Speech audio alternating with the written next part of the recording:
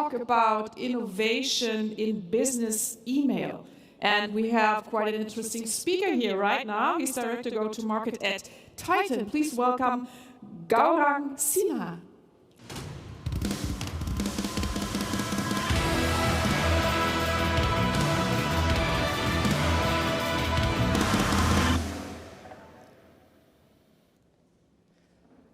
Good afternoon, ladies and gentlemen. I hope you've had an amazing couple of days at CloudFest 2022. It's so good to be back here with you all and see you all in person. With the pandemic and with so much kind of conflict going on in the world around us, being at CloudFest, it feels like right now I'm back amongst family. So it's really good to be here with you all. We at Titan love CloudFest. Some of you may have been here at CloudFest 2019, but this is actually, it's very close to us because in 2019, this is actually where we revealed Titan to the world for the very first time, with the whole product and UI and so on and so forth. This was kind of our little booth that we had set up at the time. We came here with kind of a hypothesis, a theory of what email could be, what email should be for hosters and for domain companies, and what it should be for our end consumers. And we got a lot of feedback from you all. We got a lot of feedback from our community. We worked on it. We spent 3 years doing that. And we come back now this time with a lot of gratitude for this community that we feel has accepted us into the fold. So I really appreciate that. I'm grateful for that. So with that, folks, let's kind of get into it, but I just want to give you guys a quick sort of 1-minute background on who we are in case many of you may not have heard of us. Titan is a full-stack business email service. It's built specifically for hosting companies and registrars. It's for your customers. It's got 2 big components. It's got the amazing desktop and mobile apps. We feel we're doing a lot of work there to make sure that the end consumer experience is at par or exceeds with the best email experience in the world, and that's what we truly care about our end consumers. Underlining that and underpinning that is a world-class email service, completely modern, cloud-based, 100% reliability, uptime, all of that good stuff, right? And it's built specifically for your customers, and we'll kind of talk about that with some examples as we go through the presentation. And folks, this is the question we're trying to answer today, right? We're talking about the future of email, future of business email, doing a little bit of stargazing and saying, we should create the future of email and we should co-create with the hosting and domains industry. That's kind of the big idea. And some of the skeptics might come back and say, well, why should we create the idea? Why should we create the future of email, as it were? And we've seen a lot of innovation, even through the pandemic, even the last 3 to 4 years. There's been some interesting ideas about what email could be, what business email should be. You've got kind of cool products out there. Some of you may have used them or heard of them. There's this product that's out there called Superhuman. There's another product called Hey.com. There's lots of cool stuff happening in the world of email. People are building interesting things on top of email. But for many of us, the fundamental, what email means to many of us hasn't truly changed. And I'm here to argue that we, as the hosting and domains industry and the service providers to you, have to create the future of email because we are the only ones who can. We're the only ones who can make a meaningful difference as to how email is bought, consumed, sold to consumers, and by extension, we're the ones who, as an industry, the only place where true innovation can reach the masses. And this is kind of the simple idea, very simple reason as to why. Every new business starts with a domain and hosting. One of the biggest indicators of somebody starting their new gig and then taking it seriously is they go ahead and register a domain, they buy some hosting space, and they take it, when they start to take things seriously, they're going to set up an email address.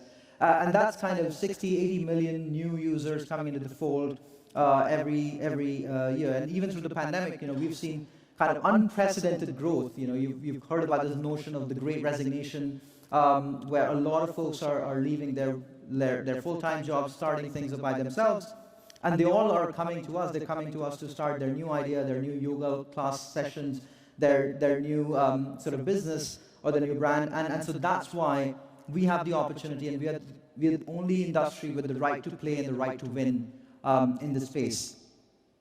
And so, folks, the question again comes back to, well, if we're to be defining the future of email, we're to be creating innovation in this space, well, why haven't we?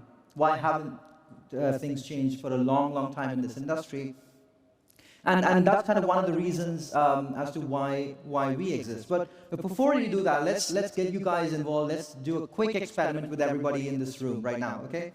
So please raise your hand if you, within your own company, use Google Suite or Microsoft 365. All right, we're getting a sense in the room. Now, please raise your hands. Please raise your hand if you use the email that you host yourself or resell within your own company. Okay. I'm going to say far fewer hands there. And folks, the reason for that is very straightforward. I mean, that's kind of been our experience with our hosting partners. Our customers are forced to buy email they would never use ourselves, right? And we've seen feedback. We've seen sort of people putting up reviews and so on and so forth and say, well, this experience is actually worse than what I used to get free email with my free Gmail, which I pay nothing for. And that's kind of the problem, right? Which is that today the state of hosting email, at least in our opinion, and the reason we exist, is that it isn't great. It's not great for customers. It's not great for us as an industry or within the hosting space. And for customers, it's, these are kind of 3 or 4 broad ideas. They're not alien ideas. They're very, very, I mean, most of us kind of know these. But for one, there isn't a user experience to speak of. You have to set up IMAP and you have to configure your email on Outlook to be able to get it meaningfully well. It's worse than free Gmail, for example. Many of us, we don't really care, or we don't really celebrate client experience, as it were. We sell a bunch of antiquated clients that were deprecated or stopped development years ago. This is the third part. I mean, it's hostile to non-technical customers. I mean, one of the big things that we've seen is, of course, many of us in this room are extremely technical people, but the biggest change that we've seen even through the pandemic is a lot of non-technical users coming into the industry. They want to just set up their brand, they want to set up their hosting. But for many of you around you, ask your friends, ask your family, the idea of setting up email at your own domain is incredibly daunting, simply because there is a perception that you have to set up all these settings and you have to make it extremely complicated to be able to get email at your own domain. And finally, folks, I mean, this is, we feel, if you're selling hosted email that doesn't have its own application, it doesn't have a good quality, if it's rated 2 stars on the App Store, that's not acceptable. It's not acceptable to customers, and it's not gonna bode well in the near future, right? So that's for end customers, that's for our customers. But the other side of things is, folks, it's not great for us as an industry. It's not great for hosting and domains companies. For one, you can't charge very much for it, and even if you do charge for it, there's no differentiation. It's the exact same service because I'm consuming it through Gmail on my phone. I'm consuming it through Outlook on my desktop. On the back end, I only find out if something's wrong, if either I run out of space, or if it turns out that my service is down, which happens way more often than it ever should. It's cheap to run, but expensive to support, right? A lot of us sell these like super these products that are then you can charge €2 for, €3 for. They cost you a few cents to run, and so we all kind of run them within the hosting industry. We take away all the margin, but it turns out it's really expensive to support. I mean, in our experience at Titan, what we've seen is like 50% of hosting companies' support tickets are, my email isn't working, I got a bounce back, where's my email, things like that. And so it ends up, if you add up the costs and do the math, it ends up being quite expensive to support. It's not really differentiation, as we talked about already. And the last part, folks, I mean, we've seen this over and over and over again. If you have an amazing hosting product and it turns out your email doesn't work, or if it turns out that your email is really hard to sort of use, it doesn't really reflect well on anybody. It doesn't reflect on your brand. It doesn't reflect well on, so my customers, the customer's going to worry, well, if my email isn't coming through, is my site really up all the time? Is it going to perform well, right? So it's not great for us. Google and Microsoft are the alternative. I mean, a lot of our customers, many folks in this room sell Google and Microsoft, and that's fine. Those are good quality products. But it turns out they're largely being innovated for and built for enterprise customers. Folks with 10,000 people in their company. That's where Microsoft's getting their revenue. That's where Google's getting their revenue, and so that's who Google and Microsoft typically will build for. And you'll see this in your data, by the way, right? Like it's very straightforward. Take a look at what percentage of your domains have Google and Microsoft associated with it. That number within the folks that we work with ends up being kind of 5 to 8%, typically. And for those customers, by the way, I think Google and Microsoft might make the right product. I think for 5% of customers, Google Workspace or Microsoft 365 is the right product to buy, and that's what they should. But what about the balance 95%? Do they deserve the experience that they get with traditional hosting mail today? I don't know. And this is kind of the last part, folks, which is, you don't really get very much branding. It's not as if, your logo goes up into Gmail. The price is fixed. You don't really know what the customer is doing on the platform.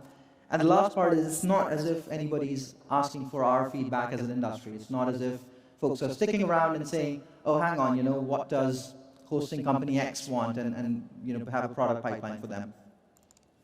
And so, folks, this kind of that's the state of affairs, right? You've got the Microsofts and the Googles of the world, and they're operating in a certain environment with a certain vision, a certain goal, and you've got sort of traditional hosting email where we think that there's an opportunity for us to do better, and it's for us as service providers, as email service providers. I think you guys deserve better, and that's kind of why we exist. And so this is the vision. It is to make sure that to meaningfully drive forward the future of email, to make a real difference in how millions and tens of millions of customers consume email and use it to grow their businesses and grow along with us. And hopefully we get a share of that revenue and that growth. We've got to enable every web presence company in the world to do world-class email. And by world-class email, I mean, for one, it's got to be an amazing user experience. Every single surface that an end user touches has to be world-class. It has to feel as good, if not better, than Google or Microsoft or anything else out there that's kind of pushing boundaries. And it's got to be with your branding, at a price you set, and the features that your customers need. So if your customers are solopreneurs, if they're small businesses, if they're companies just looking to make your start, you're not selling a product which is not built for them, which is not optimal for them, which is not ideal for them, right? And so that's kind of it. So on this front, I just want to summarize some of the ideas we went through before moving forward, right? We've talked about how I feel that we as an industry are going to build the future, because this is the only industry with the adequate scale to meaningfully change the way that email will be sold in the future. We feel that the current customers that are out there, that a lot of you are reselling, to our end customers a disservice. They do you a disservice. And I feel that solutions that we are using to plug that gap are ultimately competing with us. I'll give you guys another example. Google Domains just went out of beta. I think we talked about this in a session yesterday. They just went out of beta. Google is now selling domains in 26 countries around the world to end customers. They're directly competing with you guys. And so if Google or Microsoft, many of you are reselling it, and we are seeing that Google and Microsoft are effectively paying just a revenue share to buy off the customer from us, while at the same time competing with us, right?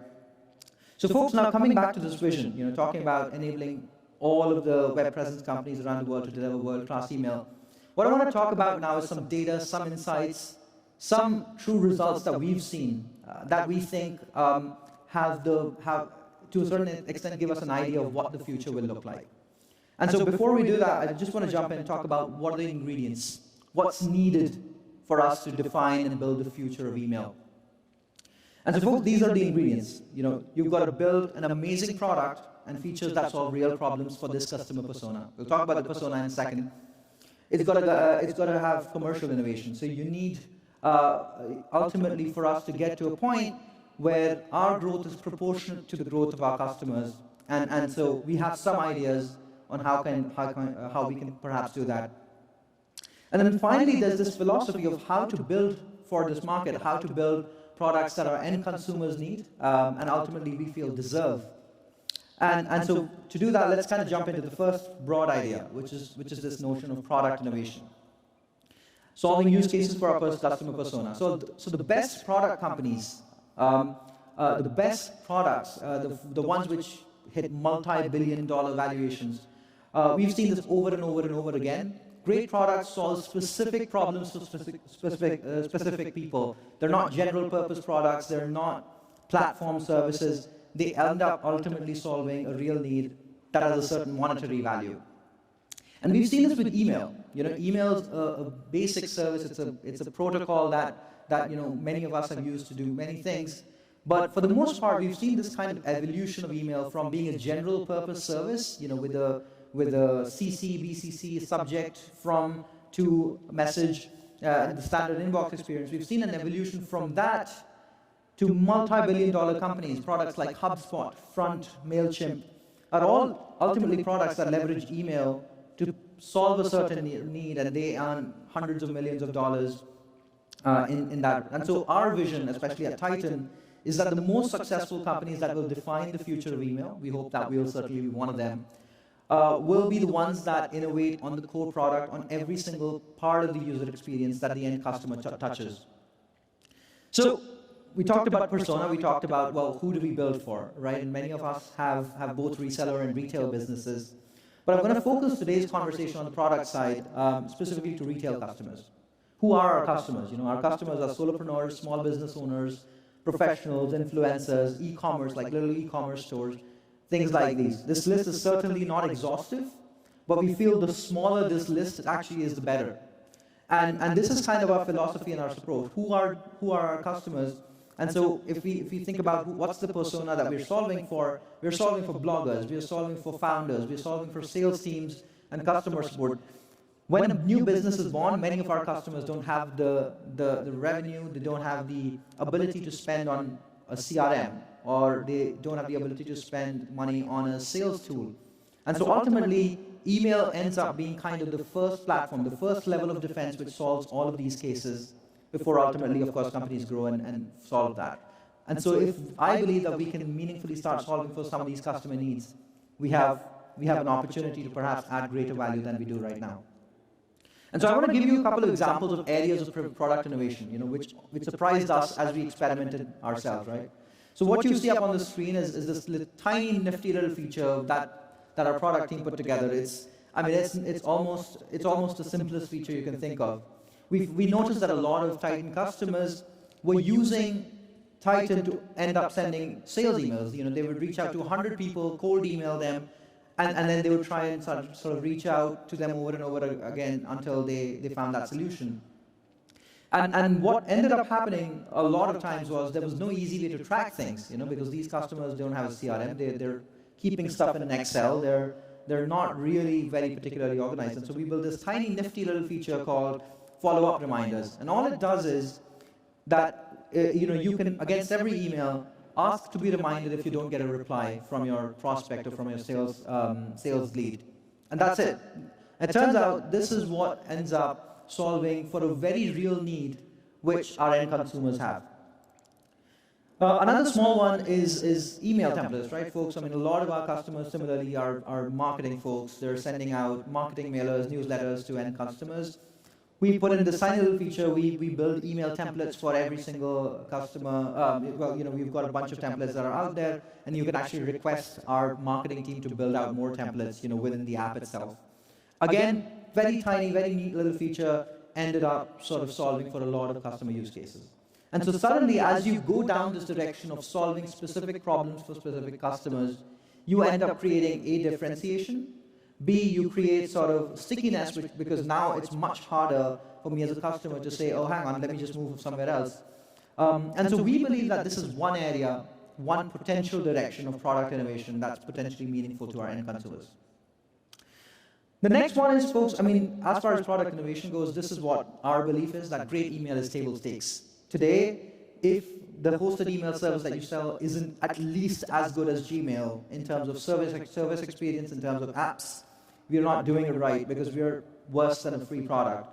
And so when it comes to, for instance, setup, we talked about non-technical consumers earlier.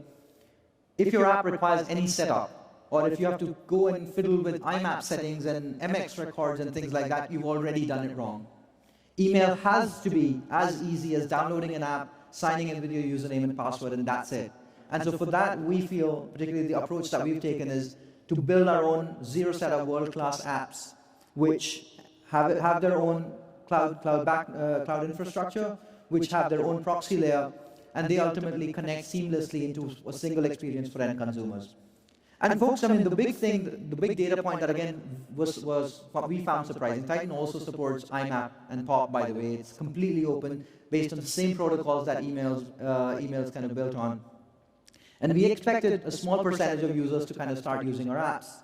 But once you build amazing client experiences with your branding in it, and once users truly love them, it turns out, we saw this, 70% of our users, this is 70% of users from hosting companies that use and resell Titan, 70% of them use Titan's apps, both on desktop and on mobile, as opposed to setting it up on Outlook or elsewhere.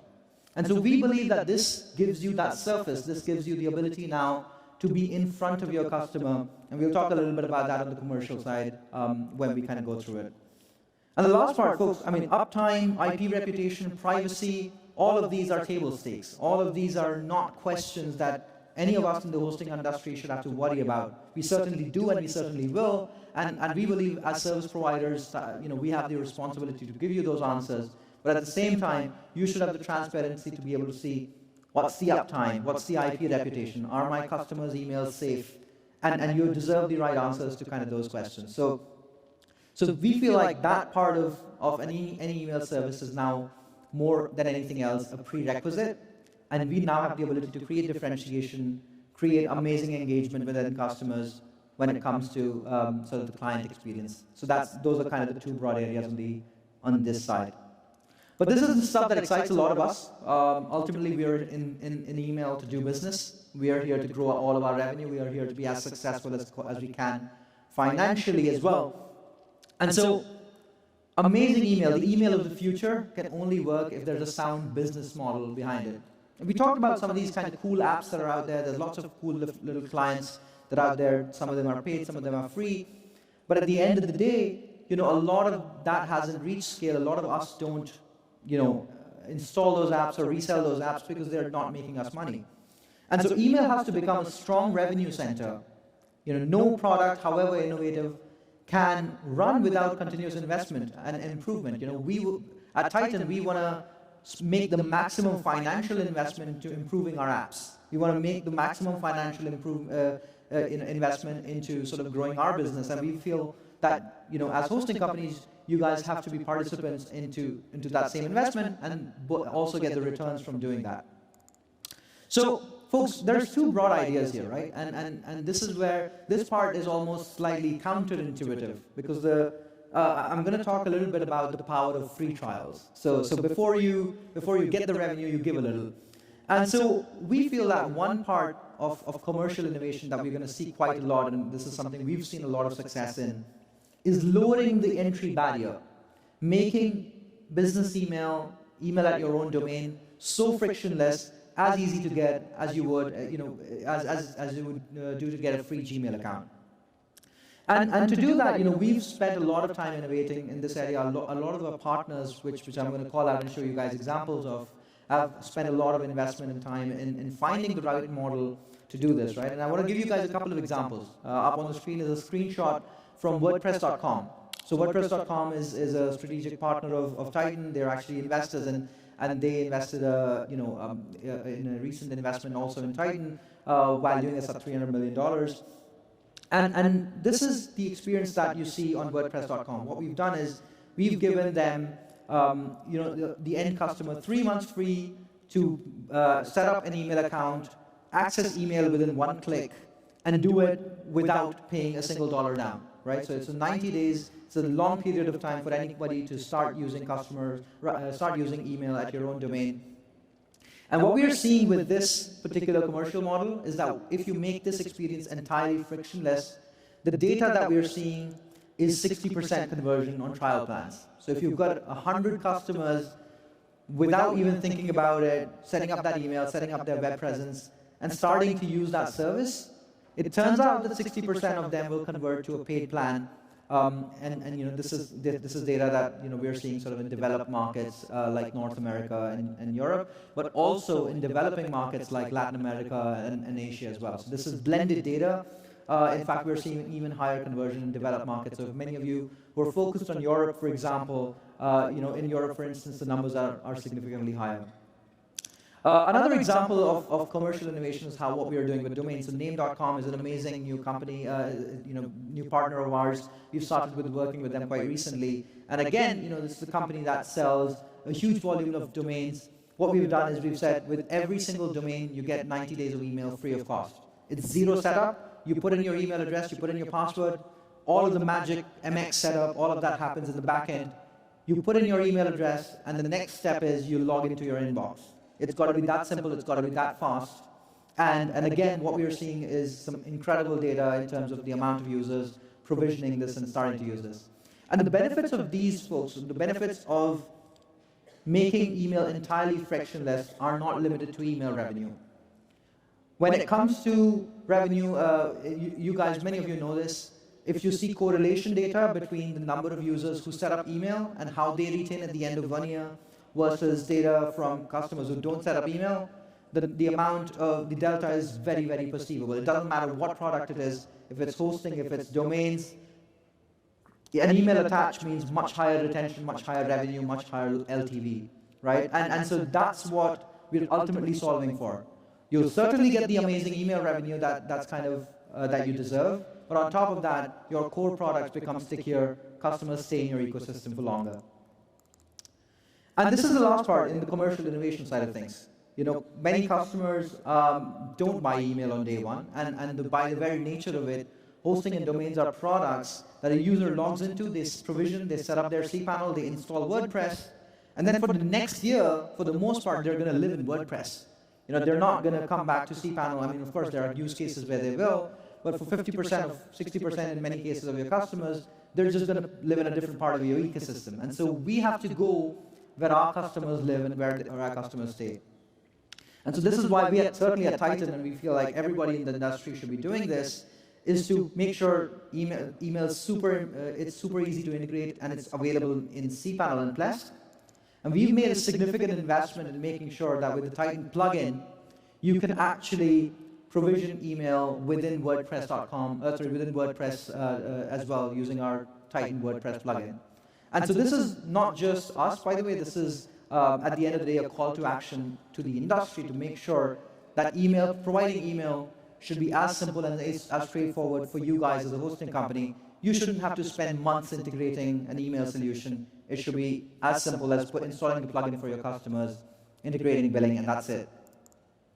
And with all of this stuff, with the cPanel plugin and with WordPress and so on and so forth, what we are seeing is that the initial attach of email is continuing to grow. More and more customers at a domain and a hosting level are attaching email, and as we talked about, the benefits of that are almost immeasurable.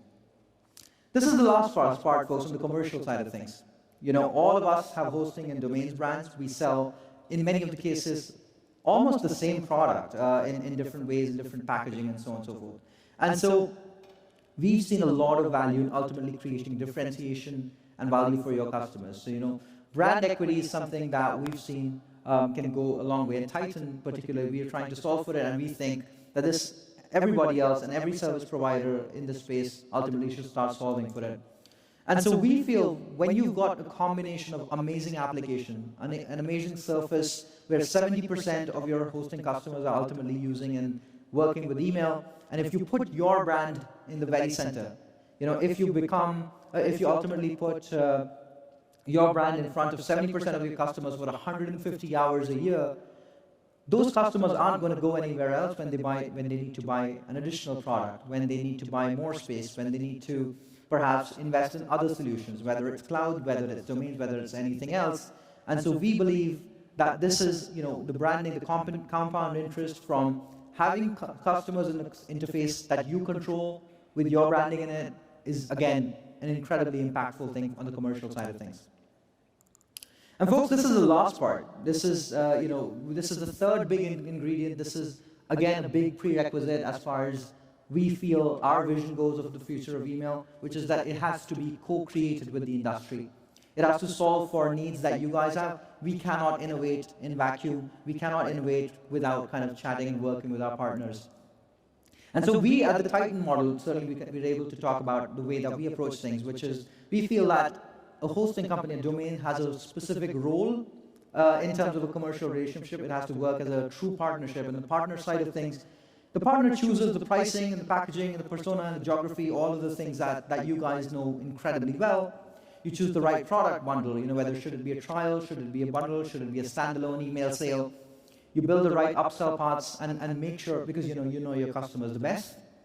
And you leave the email service provider, you leave Titan or you leave any other player who's working in this space to have an extreme focus on the core product.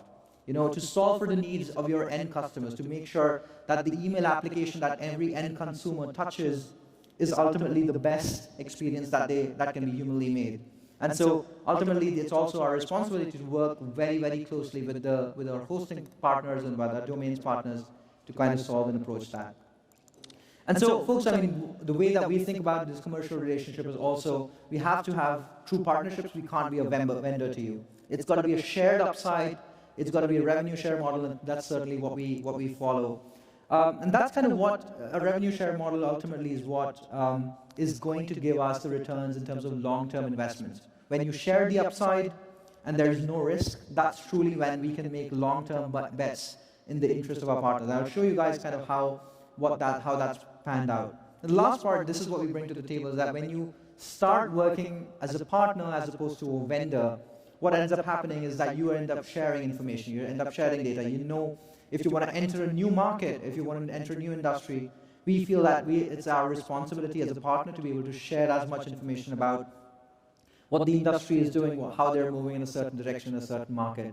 And so we believe that as service providers, the philosophy of co-creation will ultimately go a long way in making us all very, very successful financially.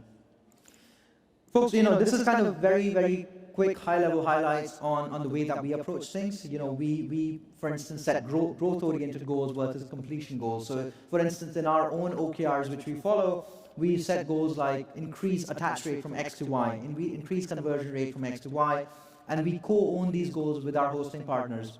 We spend a lot of time in growth experiments, and ultimately we keep a very common and continuous line of communication. It isn't quarterly check-ins. We work with our partners for 2 hours to 3 hours every single week per partner, and we believe that's the model that will ultimately help drive the future of email, right?